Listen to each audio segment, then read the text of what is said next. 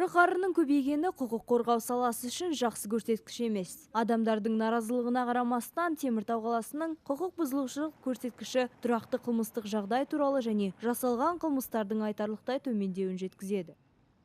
Основной целью сегодняшней встречи является укрепление связи населения с полицией. Біздің басты міндетіміз қала тыныштығын қадағалау болып табылады. Қазіргі таңда құқық бұзушылықтың алдын алу бойынша біршама шаралар жүргізіліп жатыр. Қала бойынша қазірде тұрақты қылмыстық жағдай және жасалған қылмыстардың айтарлықтай төмендеуі байқалады.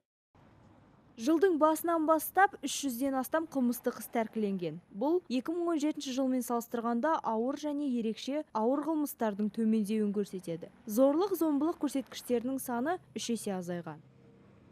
Снизилось число дорожно-транспортных происшествий и травматизма на дорогах. Қазіргі таңда жол-көлік апаты мен жаяу жүргіншілердің жол апаты төмендеді. Осындай төмендеулердің қатарында ұрлық пен құқық бұзушылық та жатады. Ал өлім көрсеткіші де өткен жылдағыдан қарағанда азайған.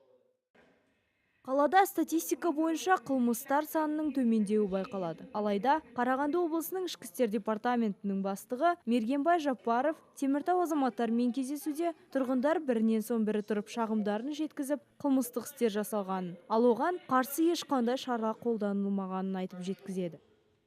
На кладбище мы нашли 2 машины, которые сгружают мусор.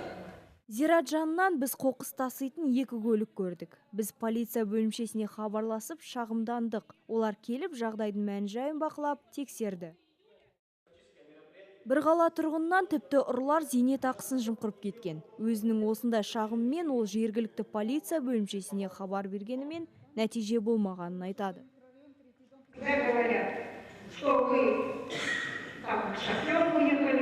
Мен сіздің қабылдауыңызға бір ретте кіре алмадым. Бір келгенде ол кісі орнында жоқ, немесе жұмыстарымен бір жаққа кетті деген жауап аламын. Мен сіздің қабылдауыңызға қалай кірсем болатынын білгім келеді.